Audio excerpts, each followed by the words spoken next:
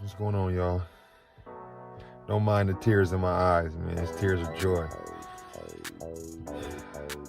This video is dedicated to my pops. It's his birthday today. Long live the king.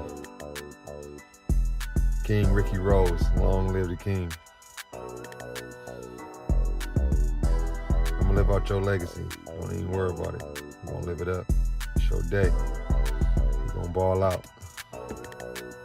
Check this video out, y'all. It's dedicated to my pops.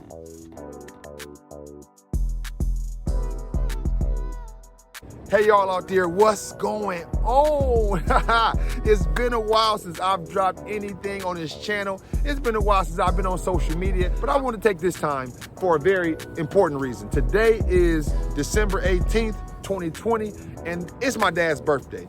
But what I want to do in commemoration of my dad's life, in the commemoration of his death, I'm gonna give you a sneak peek today for his birthday. It's my present to him. I'm gonna share with you guys a short clip from the audiobook. I guess a snippet from the audiobook, and I'll throw in a couple visuals just so you can see some of what I went through as a child. Today's my dad's birthday, like I said, December 18th, and oddly enough, my birthday is tomorrow, December 19th. And when my father died, 1986, I was over 7 months old. So crazy enough, our birthdays are back to back, the 18th and the 19th of December, and we wasn't able to share any birthdays together. So I just want to share this with you. I want to share this with you.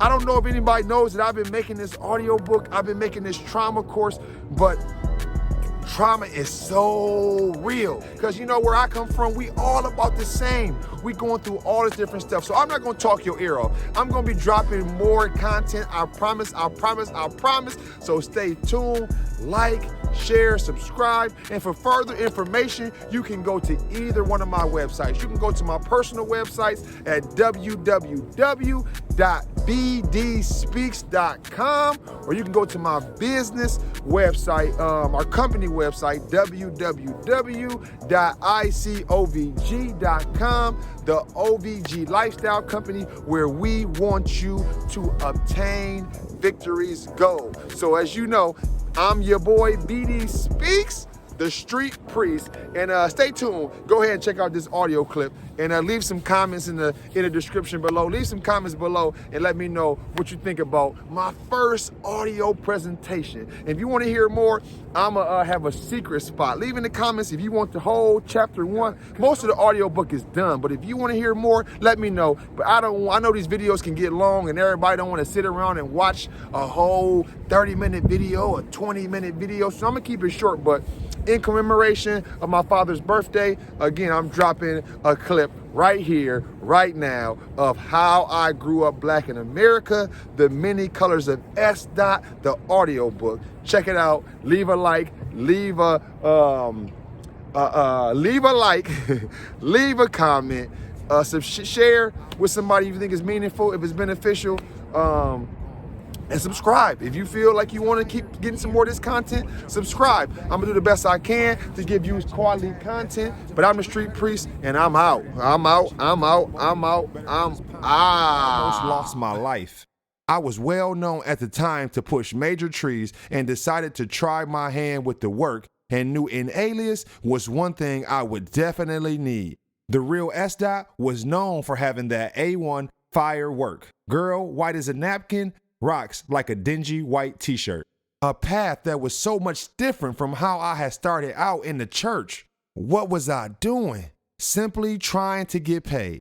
And what I didn't realize was that to the love of money, I had fallen and become enslaved. The game I was playing was no game at all, but literally a matter of life and death. A lifestyle that for so many has been the cause of them taking their final breaths. What would my time in the game bring? Obviously not death if I'm writing this, but would bring me to a place with not many options left. Follow the Exit Sign is a series of books from the life of B.D. Alexander and how many of his experiences can be help for so many. These books and resources are designed to make one aware of the rules and consequences of our actions that lead to either life or death. So, where did this life begin? December 19th, 1985, a child was born, a son was given to Byron Qualls and Elizabeth Tudor Alexander. Although it started out in what appeared to be a fairly happy home, in less than a year's time, everything would apparently go wrong. By July 14th of the following year, Byron Qualls, my father, also known as Ricky Rose, was taken from this earth. The court files read as follows. The People vs. Marlon Howland, defendant appeals as of rights from his conviction by jury of second-degree murder and possession of a firearm in the commission of a felony. He was sentenced to 60 to 90 years for the murder conviction to be served consecutive to the mandatory 2-year sentence on the felony firearm conviction. We affirm. The defendant's conviction stemmed from the shooting death of Byron Qualls, a reputed pimp and drug dealer who was shot in the chest and buttocks at close range with a shotgun. Qualls' body was found by highway workers in a ditch along Interstate 94 near the Michigan-Indiana border, covered by a sleeping bag and a piece of carpet. Although Qualls was known to wear a lot of jewelry, none was found on his body. The evidence adduced at trial of the defendant's guilt was overwhelming. Defendant's uncle testified at trial that defendant arrived in Chicago on July 17, 1986, driving Qualls' 1982 Cadillac automobile. Defendant told him that he had shot someone in Battle Creek. He described the wounds and how he put the victim in the trunk of the Cadillac wrapped in a carpet. According to the defendant, the victim was still alive when he was placed in the trunk. However, the victim's pounding and screaming from inside the trunk grew fainter as the defendant drove along I-94. Defendant admitted that he buried the victim's body in Indiana. The carpet and sleeping bag found covering the victim's body were identified as coming from the defendant's apartment. A number of shotgun pellets and a piece of gold ring chain were found embedded in the living room wall of the apartment.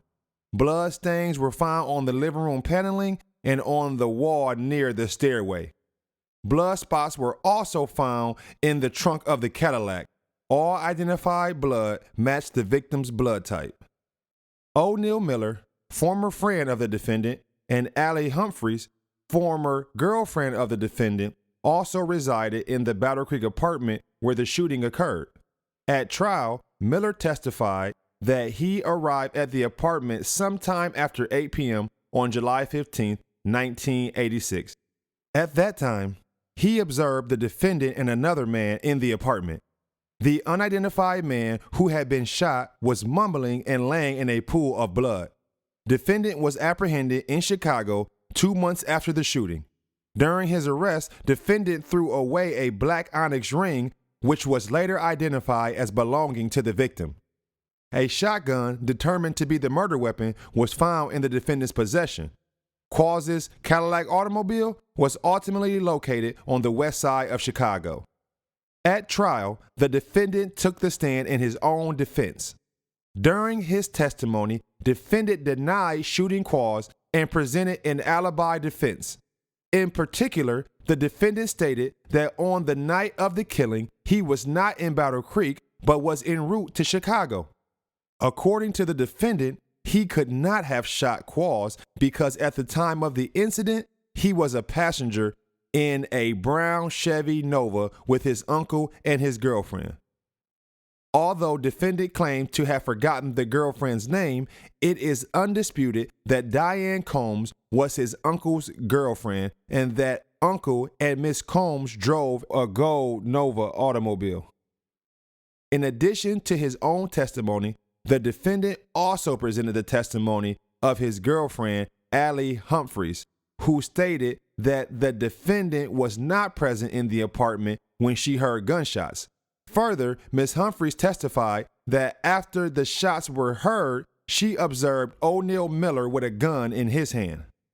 Prior to trial, the defendant filed with the court a notice of alibi which gave the prosecution notice of the defendant's intention to assert an alibi defense. The alibi notice listed as the names of witnesses known to the defendant to be called to establish such defense: Marvin Hallisey, 1424 South St. Louis, Chicago, Illinois, first floor apartment, and Diane Combs, 1424 South St. Louis, Chicago, Illinois, basement apartment. Further, the notice of alibi asserts the following as the defendant's whereabouts at the time of the shooting. The defendant claims he was between Kellogg Regional Airport, Battle Creek, Michigan, and 1424 South St. Louis, Chicago, Illinois, between 8:25 p.m. and 2 o'clock a.m. on the 15th and 16th days of July, 1986. Regardless of what the streets, police, or the court records had to say about my dad and his reputation, he was my pops, and when I lost him, like so many others, I lost a part of me. The piece I was missing would leave a dent in my future. We used to have money when my pops was alive. The day he was taken, that all more or less changed. He died behind the love of money because of a man who ultimately went to any means to get it. When homeboy took my dad's life, he himself was barely 21. When he wrote me that apology letter nearly 3 decades later, Marlon Howland expressed that because of his own actions, he had never met his only son. As a child, though, I could never understand, and with built up anger, aggression, and resentment, I had always planned to kill that man. In a way, all my life, I thought things had to be made right. In the end, I recognized it as Satan on the hunt to ultimately destroy my life. Little did I know at the time that the death of my father would be on my heels following me through life. Death knocking at my door.